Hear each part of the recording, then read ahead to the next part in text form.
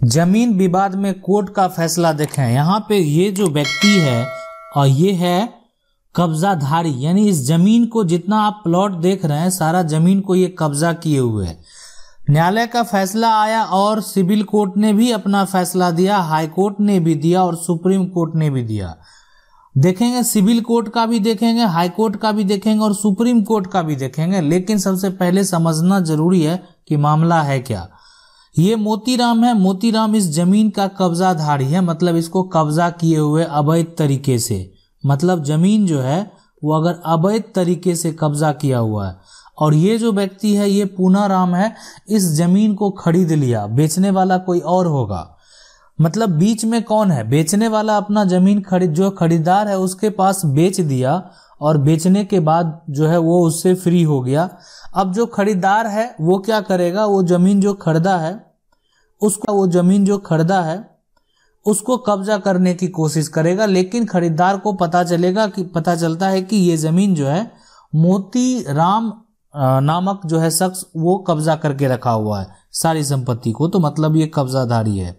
ठीक है, अब तो ये कब्जा खाली कराना पड़ेगा और बहुत लंबे समय से जो है ये मोतीराम के द्वारा उस जमीन पे जो है कब्जा कायम था। अब मामला जो है सबसे पहले कहाँ ले जाएगा? सबसे पहले जो एक तरह से निचली अदालत है वहां गया, तो उसके बाद जो है फिर हाई कोर्ट में भी गया और फिर सुप्रीम कोर्ट में भी गया। क्या सब हुआ तो चलिए उसको जानते हैं।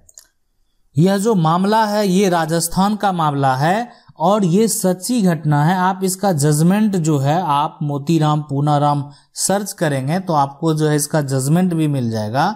तो ये जो है मतलब कब्जा करके इस सारी संपत्ति, जितना आप संपत्ति देख रहे हैं ना, ये सारा जो है ये अलग अलग संपत्ति था और सारे संपत्ति को ये कब्जा करके रखा हुआ था। और जमीन जो विक्रेता था, जमीन का जो मालिक था ना, वो क्या किया, इस सारे को जो है खरीदार यानी पूनाराम के पास बेच दिया। पूनाराम इसको खरीद लिया। अब तो कब्जा मोतीराम का है, तो कब्जा के लिए जो है सिविल कोर्ट में गया और सिविल कोर्ट में केस फाइल किया कि ये जो है जमीन इन्होंने खरीदा है और उस पे जो है मोतीराम जो है शख्स का कब्जा है। तो सिविल कोर्ट में जब याचिका दायर किया गया उसके बाद सिविल कोर्ट में प्रक्रिया शुरू हुआ। पूनाराम और जो है एक तरह से जो मोतीराम है, तो मोतीराम के पास कोई भी कागज जो है एक तरह से जो कानूनी कागज है, दस्तावेज है, वो नहीं था। मतलब मोतीराम के पास कोई भी ऐसा प्रूफ नहीं था जिससे वो साबित कर सके कि ये जमीन को किस आधार पे वो कब्जा किए हुए। मतलब बोल सकते हैं कि एक अवैध तरीके से सिर्फ दखल था। मतलब उस पर बात करें तो इसमें मोतीराम का जो है मोतीराम के पास जो है कोई दस्तावेज नहीं था। तो उस आधार पे कोर्ट का प्रक्रिया चला। मोतीराम के पास कोई भी दस्तावेज नहीं रहने के कारण ये जो कोर्ट का फैसला आया वो पूनाराम के पक्ष में आया और पूनाराम को जो है एक तरह से वो मोतीराम को, मतलब कोर्ट के द्वारा मोतीराम को कब्जा जो है वो खाली करने को कहा गया। मतलब आदेश दे दिया गया कि कब्जा जो है आपको खाली करना, नहीं तो अगर मान लेते बाई चांस नहीं करेगा तो प्रशासन के द्वारा जो है उसको खाली करवाया जाएगा। तो कब्जा खाली करने का आदेश दिया गया। लेकिन देखिए यहाँ पे जो होता है कि ऐसे में ऐसा नहीं है कि इस मोतीराम के पास ऑप्शन नहीं बचता है। मतलब कि अगर मान लेते हैं कोर्ट के द्वारा बोल दिया गया कि कब्जा खाली करना है, तो उस केस में इस मोतीराम के पास दूसरा ऑप्शन है कि वो ऊपरी अदालत यानी हाई कोर्ट जो है वो जा सकता है। ठीक है, वो जा सकता है। ठीक है, तो हाई कोर्ट जा सकता है, फिर हाई कोर्ट के बाद आगे सुप्रीम कोर्ट है वहां। मतलब एक स्टेज है, ऐसा नहीं कि उसके बाद अब आगे का कोई प्रक्रिया नहीं है। मतलब आप समझ सकते हैं कि हाई कोर्ट और सुप्रीम कोर्ट का जो फैसला होगा वो एक तरह से अंतिम निर्णय होगा। तो उसके बाद क्या हुआ कि ये तो अब मोतीराम तो केस हार गए, पूनाराम केस जीत गए, मोतीराम को कब्जा खाली करने के लिए कह दिया गया। तो अब जो है मोतीराम के द्वारा दोबारा जो है यानी हाई कोर्ट में उसके अगेंस्ट अपील किया गया, याचिका दायर किया गया। तो उसमें देखें क्या क्या मोतीराम के द्वारा जो है हाई कोर्ट में याचिका दायर किया गया, यानी जो है फैसला जो है यानी केस जो है मोतीराम तो हार गया था पूनाराम से, तो मोतीराम के द्वारा दोबारा फैसला यानी याचिका जो है उसके अगेंस्ट डाला गया यहाँ पे हाई कोर्ट में। अब हाई कोर्ट में सुनवाई का जो प्रक्रिया है वो शुरू हुआ और यहाँ पे मोतीराम का जो है दलील था, जो कहना था कि लिमिटेशन एक्ट जो है उसके तहत धारा 64 में यह है कि अगर कोई व्यक्ति किसी भी जमीन को अगर 12 साल से, है ना, अधिक कब्जा में है तो वो अपना मालिकाना हक का दावा जो है वो कर सकता है। वही उसी आधार पे जो है एक तरह से जो मोतीराम के वकील थे वही उसको एक तरह से आधार बना के हाईकोर्ट में याचिका दायर किए।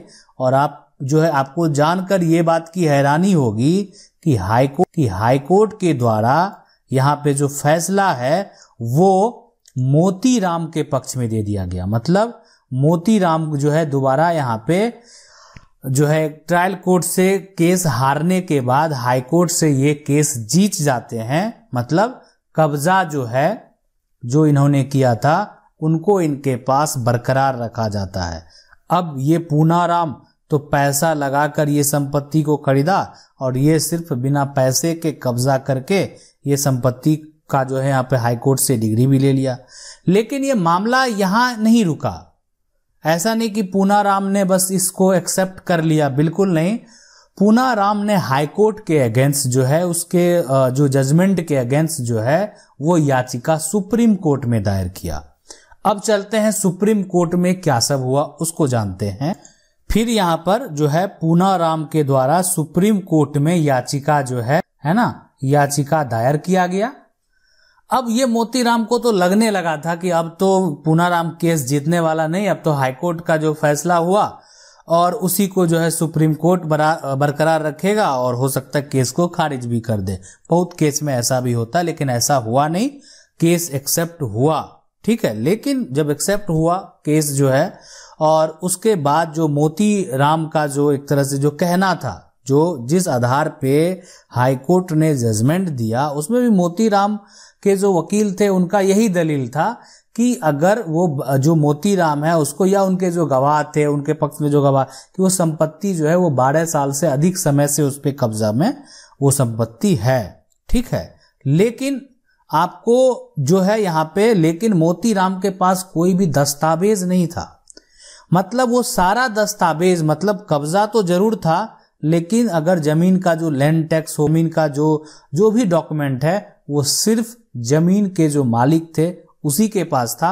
मतलब जमीन का असली टाइटल जमीन मालिक के पास था और वो सब कुछ जो उसका अपडेट भी था और वो उस आधार पे जो है वो पूनाराम को जो है बेचा गया, ठीक।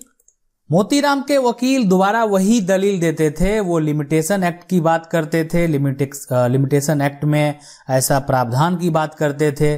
तो उस केस में सुप्रीम कोर्ट का साफ साफ ये कहना था कि लिमिटेशन एक्ट के तहत अगर कोई व्यक्ति अगर जमीन को कब्जा किए हुए है उसमें वैसा जमीन आएगा जो कि जिस जमीन का कोई मालिक नहीं है। कहने का मतलब ये है कि जमीन अगर आप 12 साल से अधिक कब्जा किए हुए हैं तो 12 साल तक कोई उसका मालिक चल के नहीं आया।